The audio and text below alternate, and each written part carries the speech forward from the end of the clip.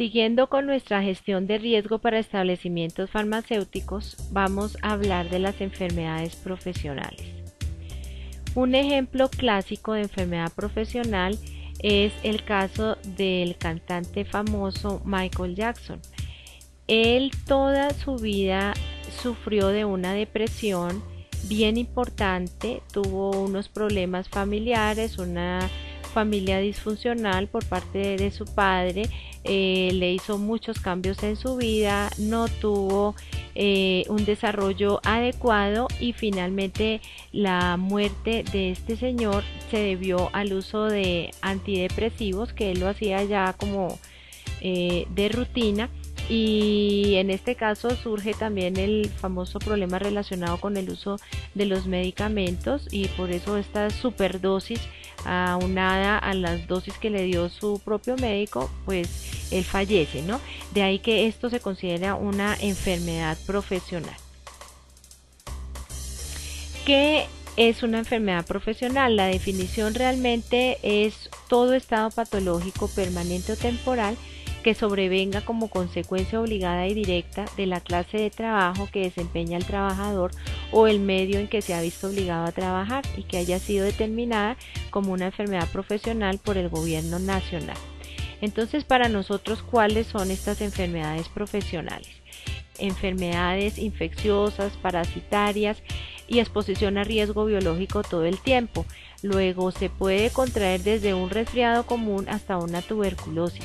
Las dos se contraen de la misma forma y se debe a la inhalación de unas gotitas que nosotros vamos eliminando provenientes de la tos, de estornudos, y si la persona está infectada genera la infección, la infestación del microorganismo dentro de los pulmones o de las vías respiratorias de la persona.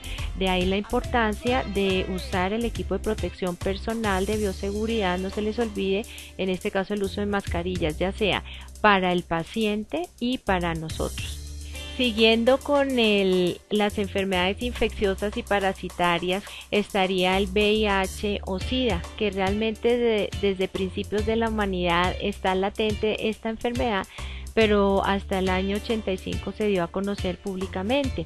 La forma de transmisión en nuestro caso es por un accidente percutáneo. Necesitamos que la sangre infectada de este paciente pase a el torrente sanguíneo de nosotros, a un glóbulo rojo de nosotros. De esa forma nos podríamos contaminar con el SIDA.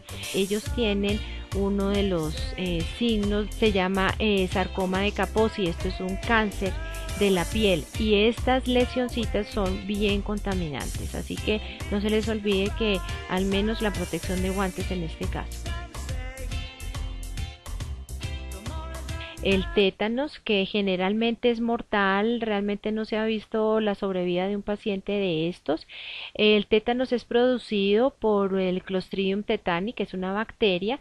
En este caso de salud hablamos de nuevo de un accidente percutáneo, o sea, la bacteria del tétanos nos tiene que llegar a incidir un glóbulo rojo de nosotros. Con eso ya se hace la transmisión de la enfermedad. De ahí la importancia, de nuevo les digo, de la vacunación que deben tener ustedes en cuanto a bioseguridad. Se les ha dicho la vacuna del tétanos, igual que otras que vamos a ver más adelante. La difteria, generalmente mortal, hoy día no se encuentra mucho en nuestra población, sin embargo se puede dar porque la bacteria que la produce, que es el Corynebacterium diphtheriae, puede llegar por un accidente percutáneo o un contacto directo también con las mucosas. Es una enfermedad sistémica, que quiere decir que afecta a todo el organismo, pero se centra en la garganta produciendo unas placas absolutamente importantes con un riesgo de una obstrucción respiratoria y muerte del paciente. Está la hepatitis B, también generalmente mortal. También prevenible mediante una vacuna. Volvemos a repetir las 3 vacunas básicas que debe tener un trabajador de salud. En bioseguridad hablamos, es difteria, tétanos y la hepatitis B. Esta lámina nos muestra a un paciente ya terminal. Noten la distensión de su abdomen, eso se denomina médicamente hablando ascitis, y noten la prominencia de sus venas. Este paciente ya tiene una falla de su hígado que es irreversible. Ahora, cuando estamos nosotros en un medio rural, que hay bastantes droguerías en estos sitios, pueden llegar los parásitos a un sitio que casi no es muy común, pero puede llegar a serlo, y es en los ojos. En este caso necesitamos que haya contacto directo con fluidos corporales infectados y contaminados. Este es el caso de un gusano que apareció en el ojo de un trabajador de la salud, ¿no? Entonces esto obviamente requiere inmediatamente la competencia de un médico. Cuando hay la exposición crónica al mercurio, se denomina el hidrargismo. El mercurio puede llegar a nuestro organismo en forma inhalada o por la boca, por vía oral, o en contacto con la piel. En nuestros casos de droguerías o farmacias hablamos de los termómetros que se han hecho a base de mercurio, de ahí que ya están mirando, digamos, la posibilidad de no usar más este tipo de termómetros e irnos a los termómetros digitales o de otro tipo por el problema de la contaminación con mercurio. Aparecen unos signos bien importantes a nivel de la boca. En la boca podemos encontrar lo que se denomina la estomatitis, que es la inflamación de la mucosa de la boca. Aparece un ribete en la encía de color grisáceo, como lo pueden apreciar en esta foto. Puede haber incluso la pérdida de piezas dentales.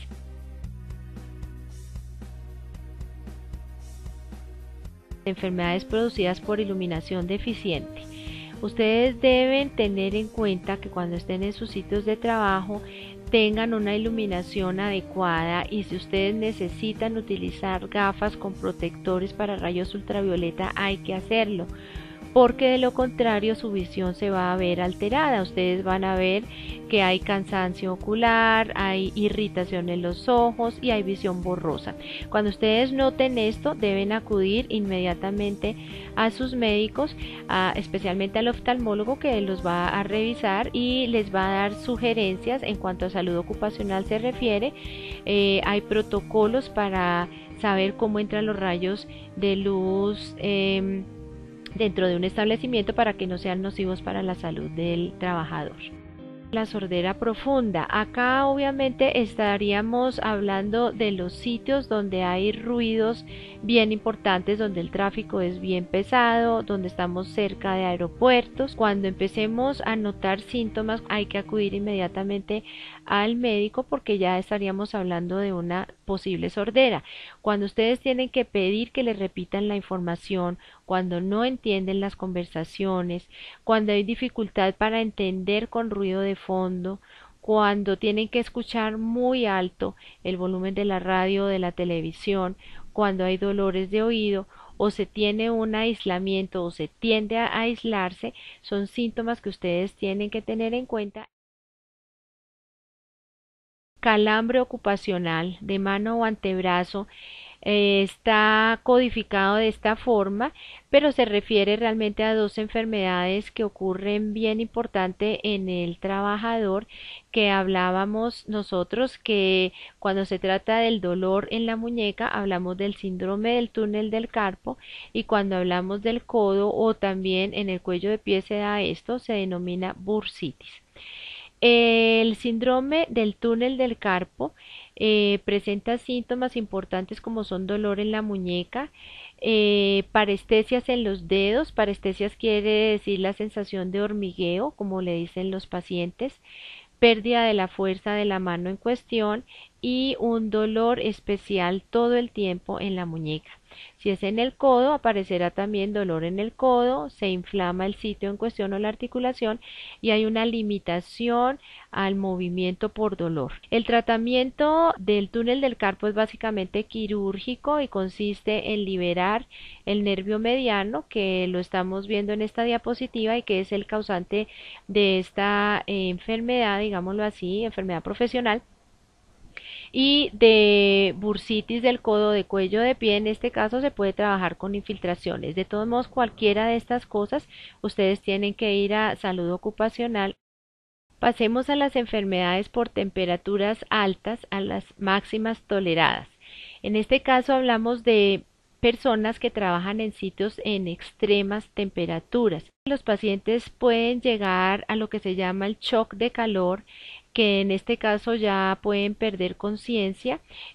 Han referido con anticipación seguramente dolores de cabeza, vértigos, náuseas y pueden llegar a las convulsiones. El paciente, cuando ustedes lo tocan, está caliente. Aplicar compresas frías, tener siempre ventilador para poder reducir la temperatura del paciente. Le elevamos los pies, le administramos líquidos y tenemos acostado a nuestro paciente.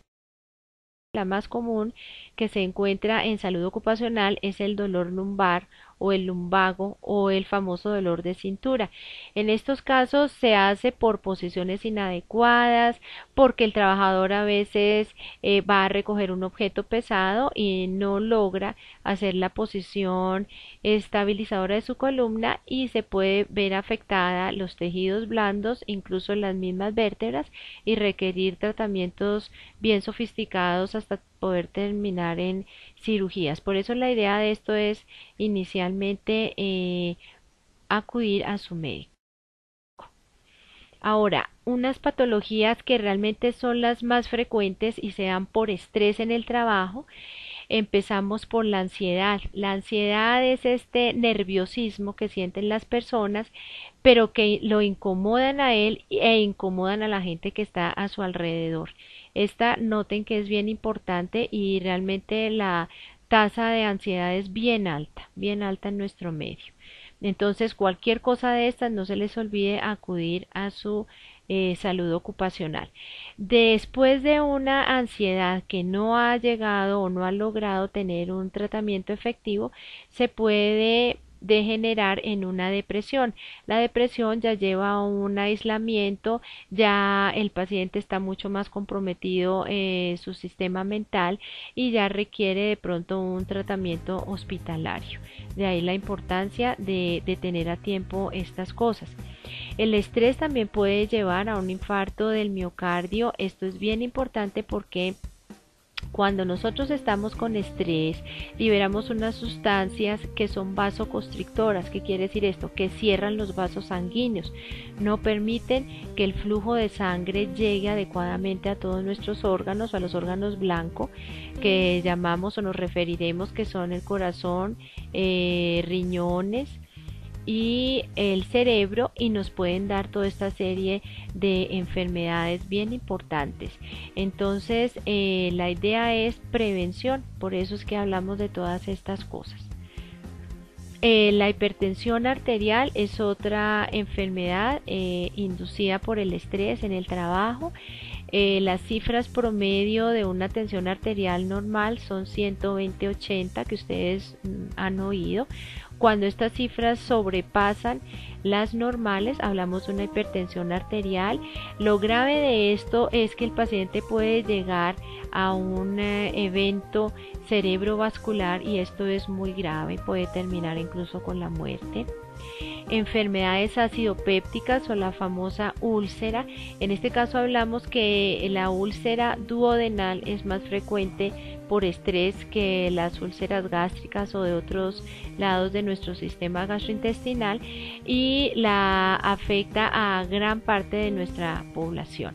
Puede llegar a complicaciones como hemorragia o perforación que requieren cirugía inmediata y contando con que si no hay un servicio de urgencias efectivo puede llegar a la muerte del paciente también. El colon irritable es una enfermedad ahorita bien importante porque ustedes la han visto en muchos de sus mismos colegas. Es un dolor abdominal severo y alterna con episodios de diarrea o de estreñimiento de acuerdo al caso, pero es una enfermedad que puede llegar a incapacitar perfectamente al individuo que la padece. Por eso es muy importante manejar este estrés.